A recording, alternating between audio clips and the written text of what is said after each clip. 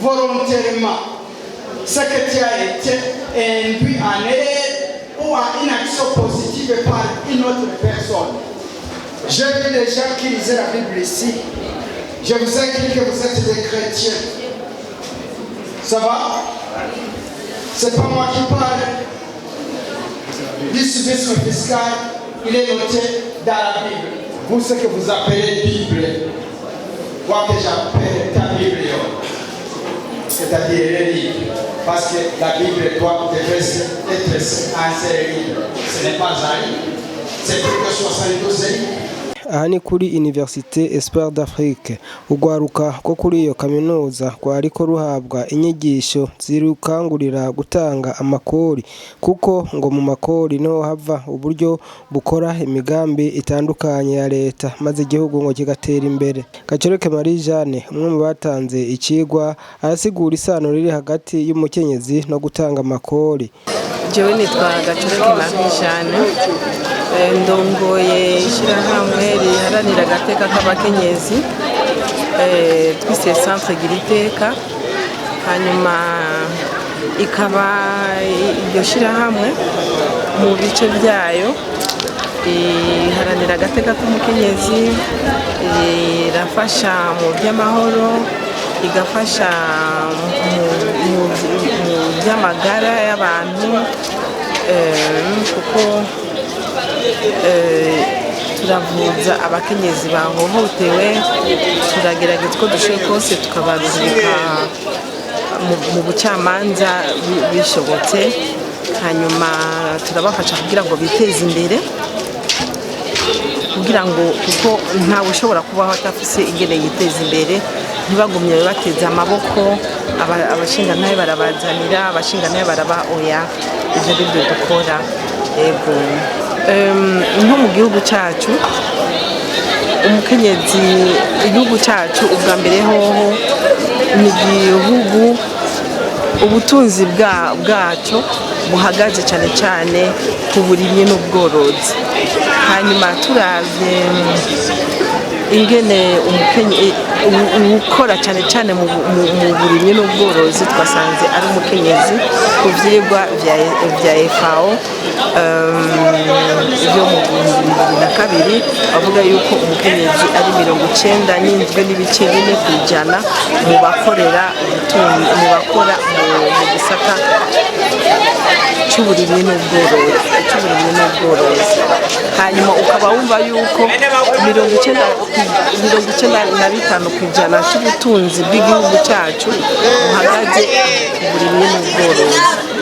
Urumva rero yuko umukenyezi ahanini igihugu cyacu gitunzwe n'ibikorwa n'imirimo umukenyezi akora arangura.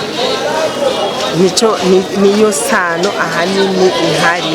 Urumva ko ari wakora, tugashobora kuronka ikawa turungika hanze, tukaronka icyayi turungika hanze, tugaca turonka ajya amahera y'agaciro, kubera twabonye neza yuko umukenyezi ari we akora cyane muri icyo gisata. Abagabo barimanukira Bujumbura akaba aje kurondera akazi akora, agasiga umugore ari we ariko arasasira ikawa, ari we ariko arayamura agira gute, ariko urazi ko ata burenganzira na bumwe afise bwo gushora ikawa cyangwa gushora icyayi. Kandi naho iyo gishora icyayi baguma bandika muri izine, hanyuma bakazogira iki, umugabo akazoza akagenda agatoza ayo mafaranga, kuko agatoza ayo mahera no gushora ikawa niwe ayishora. Hanyuma kuko cavuga ngo jewe nije ntamenya ko nubaka inzu, nije menya cyo ndayakoza, nuko we arakora gusa. Amuguriye ako gahuzo acashima, amuguriye ako kunyu uyu munsi azoshira mu nge arashima. Urazi ko si benshi amahera avuye mu kawa cyangwa mu cyayi, urazi ko umugore atacayakoza. Noneho no mu gitoki birakunda gushika kamera. Ibintu biriko birahinduka kubera ukuntu abantu baguma bavuga, n'ukuntu abategetsi bacu bariko baritaho cyane iterambere ry'umukenyezi, bama bavuga, bama bahimiriza. Biriko birahinduka kandi turizeye yuko uko bariko baravuga bati urugo ni babiri, nibaze barumvikana mu kugene bashobora kugera intunzeye itunga ry'igihugu. Ndibaza ko bizohinduka kandi abo nyene baravyumva kuko ngo nta urugo rwose ruteye imbere nuko ruba rufise umukenyezi ahagaze neza muri urwo rugo, kandi rero ushaka ko urugo rwawe rutera imbere urareka umukenyezi wawe agahagarara muri urwo rugo akagira ijambo. Julie Barinzigo nawe nyene yari mu batanze icirwa yasiguye igituma yashimikiye ku gutanga amakori muri ico cigwa yariko ashikiriza ugwaruka. Je nitwa Barinzigo Julie, isanzwe ndumenyesha makuru nka mwebwe, mugabo ahandi mu rundi ruhande nsanzwe ndumwe mu bantu bahimiriza abantu gutanga amatagisi n'amakori muri iki gihugu cy'u Burundi. Ahanini twishimikije uku kwezi kwahariwe abapfasoni, ukwezi kwa ntwarante, dushaka kwibutsa uruhara runini abapfasoni bafise mu gutanga amatagisi. Ubwa mbere ni benshi kandi burya bavuga yuko icyo umupfasoni yipfuje akenshi kirashika. Aha rero twabibutsa yuko bakwiye kugenda mu mihana iwabo aho bavuka, mu makartier, mu mazone, mu makomine, guhimiriza cyane na cyane abene wabo, abo bavukana, abo bibarutse, yuko abantu bakwiye gutanga amatagisi n'amakori, kuko badatanze amatagisi n'amakori igihugu nikizigera gitera imbere. Ahanini twaberetse akamaro k'amatagisi n'amakori mu iterambere ry'igihugu, tubereka n'ingaruka mbi zoba mu gihe amakori n'amatagisi byoba bidatanzwe. Twebwe nko mwishira hamwe jewe ndimwo twita Youth Tax Justice Network, twaragerageje dufatanije n'ikigo Centre Giriteka, turakwiragira mu masoko amwe yaha mu gisagara ca Bujumbura. Twasanze abadandaza cyane cyane abantu badandaza utuntu duto ari abakenyezi, muzosanga aribo badandaza udutomate, irengarenga, utunaturiya, kandi utwo nyene nitwo tugwiza amatagisi cyane cyane kuko bavuga yuko isorosoro rigwira iyo riroye. Ni naco gituma rero twaciye twiyumvira guhimiriza abo bene gutanga ayo matagisi n'amako, duciye cyane cyane kuri abo batanga duto mugabo twinshi, duto twinshi, kuko baranatubwiye abakenyezi neza yuko bobo bashaka gutanga amatagisi kuko barazi neza yuko batayatanze abana bibaruka batokwiga, ibitaro bavyariramwo ku buntu muri no minsi bitokubaka, nuko mbere kuvyara ku buntu kutonashoboka. Hari kibazo nabajije igihe nariko nganira nabo, nabajije nti mbega ubutungane buratunganye? Navuze mu gifaransa ati est-ce que la justice est juste? Urumva bajejwe kwegeranya ayo matagisi n'amakori bategerezwa kuyashikiriza leta ikayadushingurira maze ikayadusubiza mu mugambi.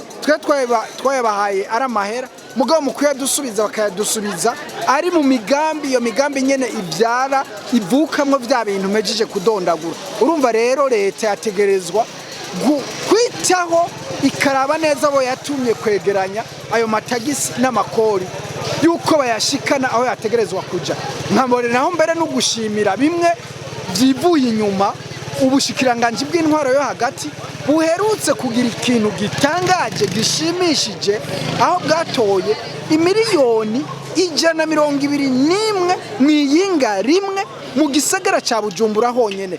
Bigaceboneka yuko ku vy'ukuri abahora batoza ayo matagisi n'amakori bamwe banayikorako, nukuvuga yuko batakora neza igikorwa bari baratumwe niyo leta, nayo leta akaba ari twebwe bo twatumye kuduserukira. Nibaduserukire by'ukuri babaze neza yuko amatagisi dutora canke dutanga ashika iyo yategerezwa kuja, nibasanga yashitse iyo yategerezwa kuja bayadusubize mu migambi, bayadusubize mu kutwubakira ibitaro, bayadusubize mu kutwubakira amabarabara, mu kutwubakira ibitaro. Aho ni igihugu kizoba kiriko kiratera kije imbere. Murakoze. Umwigisha wo kuri iyo kaminuza nawe arasigura igituma batunganije inyigisho zerekeye gutanga amakori mu gwaruka bajejwe.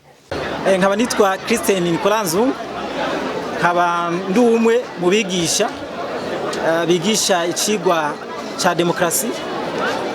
hanyuma nkongera nkigisha n'ikigwa cha education à la citoyenneté, ikigwa cyo gukundisha abanyeshuri igihugu.